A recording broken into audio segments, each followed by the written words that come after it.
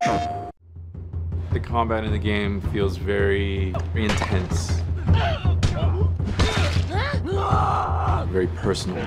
It's like closer camera, it's more intimate. You want to feel each concussive strike. Right here!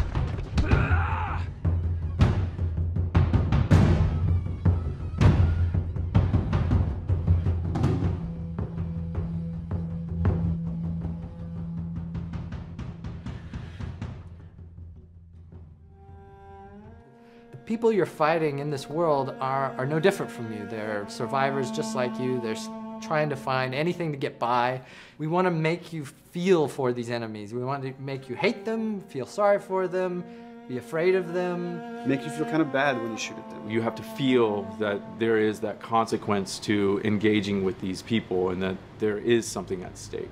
Your objectives aren't lining up, so now it's time to kill or be killed.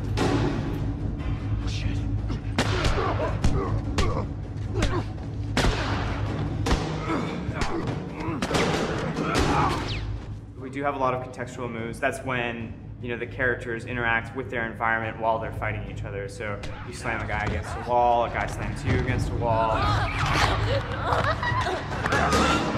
Grounding of the combat in the game world, which kind of makes it a lot more interesting and more real. Nothing really says you're in this environment like having your head slammed against it.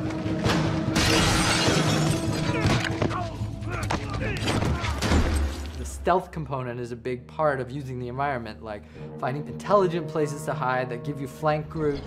And the AI analyze the space that they're in, and they know, like, here's a place to hide that will allow me to flank the player and come around the side he's not looking.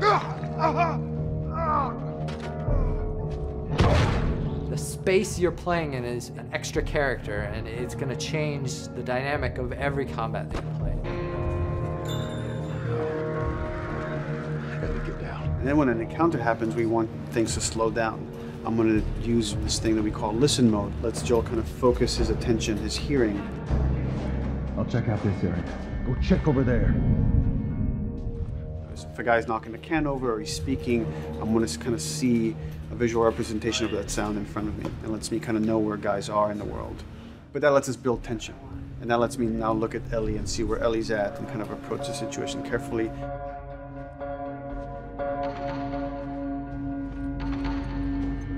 The AI are helping you and you are helping them, and there's a back and forth. Ellie will start doing things like picking up a brick and tossing it at enemies to distract them and to help you out in combat. What we wanted them to do is to have their vocals be an assistance to you in gameplay. Ellie will call out when an enemy is near you and is just starting to gain line of sight on you. She'll say on your left or on your right and try to give you some hints as to where the enemy is. Hey!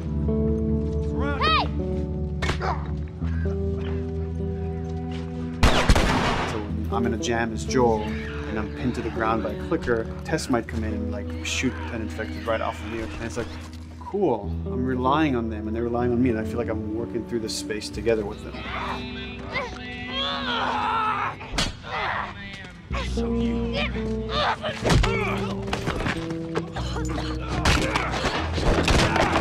You might say, they did a bad thing. They killed somebody. They didn't do something that seems fully morally just. Well, you're going to think that they're bad people unless you, as the player, feel how terribly difficult it is to survive. The pressure is so terrible in this world that you just have to make a choice and live with it.